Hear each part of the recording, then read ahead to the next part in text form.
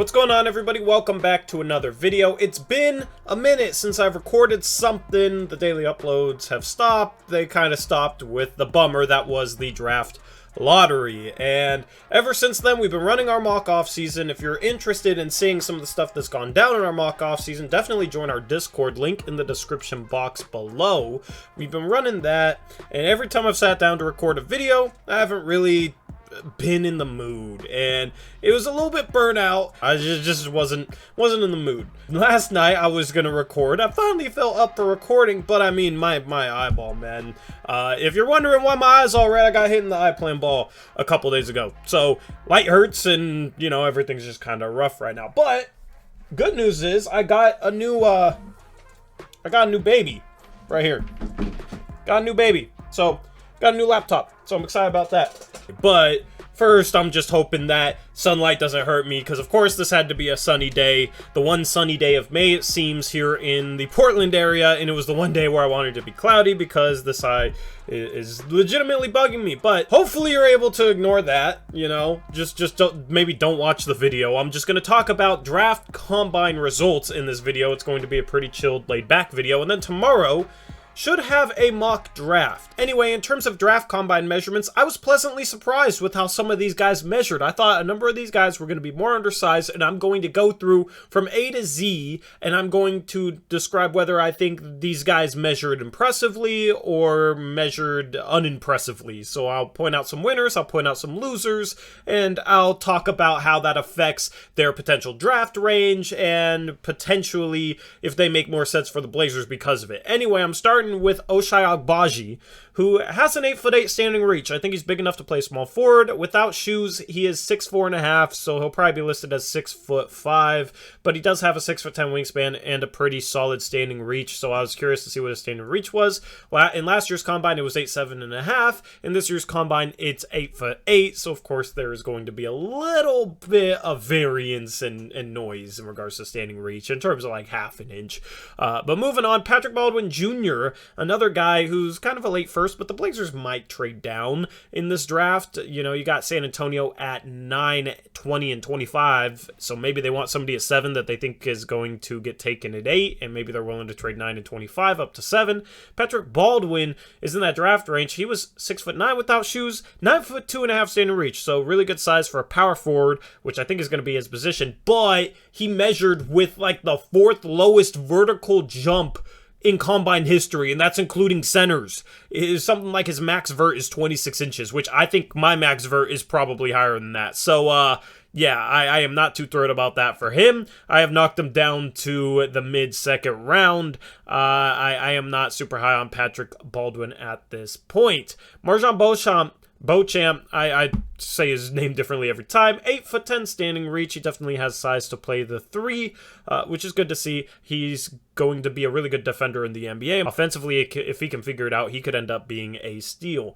Even a guy like Hugo Basson is how I think you say his name, kind of a combo guard, but he has an 8'6" standing reach. Malachi Branham, 8'6.5" standing reach at 6'4". A little bit undersized for the 3, so he's more of a 2. I was hoping that maybe he would measure a little bit higher than that.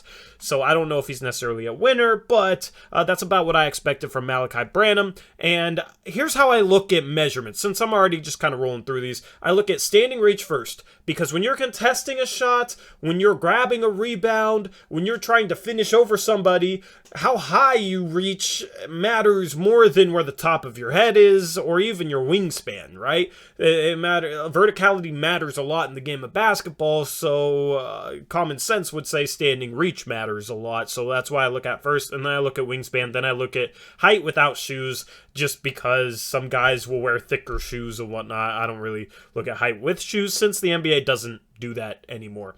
Anyway, Christian Braun didn't measure too impressively. Has shooting guard size, 8'3.5" standing reach, even though he's 6'6". Let's move down to a couple of guys that are in the Blazers draft range. Dyson Daniels, 8'9" standing reach, 6'6" in terms of height.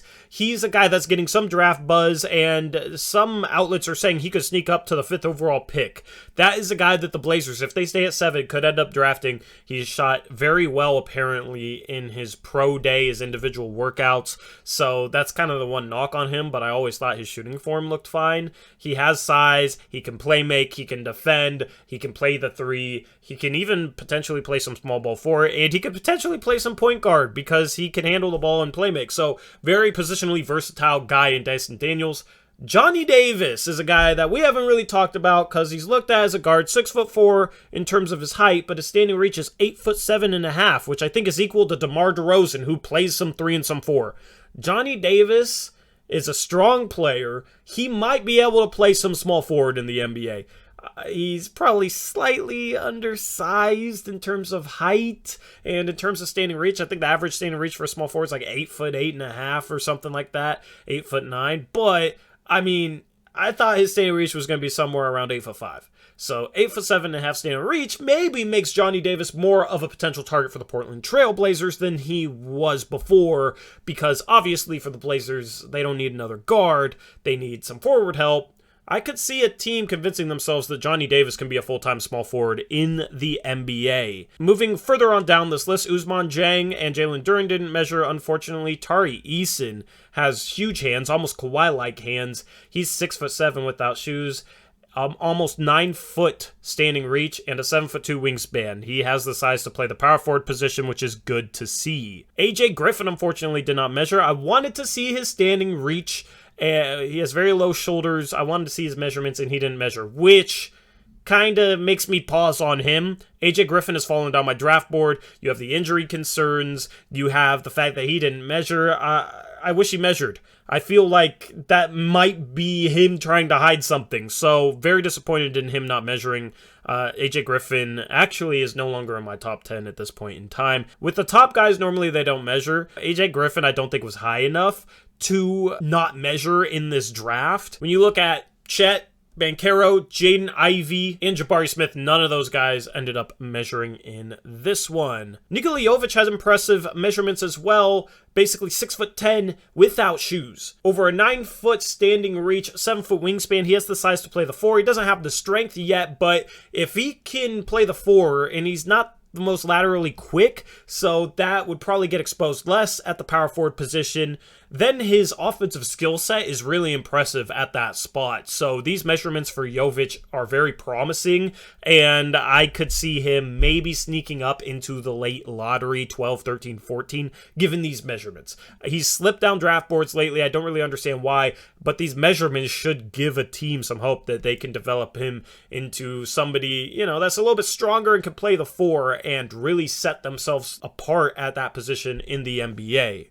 Now, as we go further down, Christian Koloko, Walker Kessler, and Mark Williams all measured impressively. Kessler and Koloko, 9'5" standing reach. Mark Williams, 9'9" standing reach. Pure 7-footer without shoes, just like Walker Kessler, but a little bit longer wingspan, 9'9" standing reach. That's insane. Jake LaRavia is a guy that I'm starting to really like the more that I watch some of his footage. He's 6'7", 8'8" standing reach. Justin Lewis measured impressively as well. Benedict Mathurin is a guy who measured better than I expected, which is really good news for the Blazers because Benedict Mathurin, I'm starting to really like the idea of with the 7th overall pick. I thought he was going to be an undersized 3. He's 6'4.5" without shoes, so you'll bump that up to 6'5", rounding. If you don't know what rounding is, go back to school.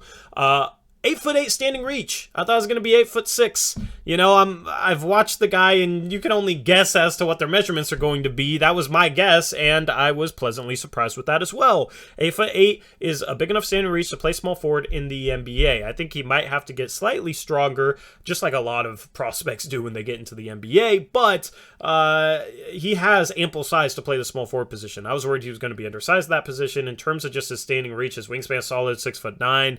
I think he has the size to be a small forward and could potentially be the Blazers starting small forward next year if they don't trade that pick, because offensively and defensively, I think he has a high floor, and I think he has more upside than a guy like a Keegan Murray, in my opinion. So I'd rather take Mathurin than Keegan Murray. Bryce McGowans and Blake Wesley I grouped together. Those are 2 scoring guards, but both of them ended up having more size than I expected, so maybe you could see them playing some 3, so potential early second round targets if they fall to the Blazers at 36.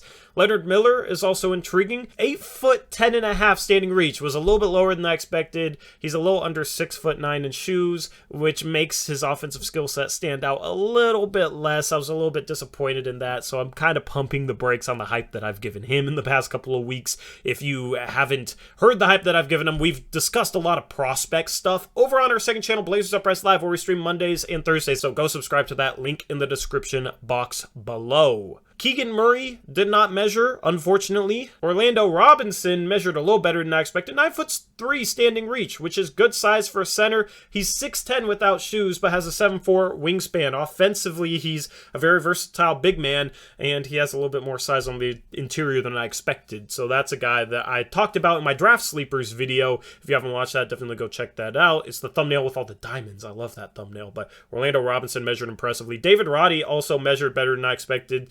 6'4.5" without shoes, but almost a 7-foot wingspan, 8'9" standing reach. He has the size to play some 3, maybe even some 4, given his strength. He measured in at 260 pounds, but his body fat percentage was lower than you would expect for a guy that's 6'4.5" and 260 pounds. It was only about 11.5%, which is actually lower than EJ Liddell, who did not measure impressively whatsoever, in my opinion. It's even lower than Ty Washington, believe it or not. And Ty Washington is not a guy who measured well either. I think there's a chance that he falls into the 20s. It's going to be interesting to see where he goes, given that Kentucky guards have been slept on in previous years with Tyrese Maxey, Emmanuel Quickley, Tyler Hero, so it'll be interesting to see where he goes. Shaedon Sharpe is 6'4" without shoes. It was rumored that he was 6'6" with a 7-foot wingspan. He's 6'4" with a 7-foot wingspan. 8'7.5" standing reach. He is slightly more undersized than Ben Mathurin, or, similar size as Ben Mathurin. Half an inch doesn't really mean much. So I thought Shaedon Sharpe was going to have better size than Benedict Mathurin. It turns out that's not the case. I still like Shaedon Sharpe, but I've come around to Benedict Mathurin.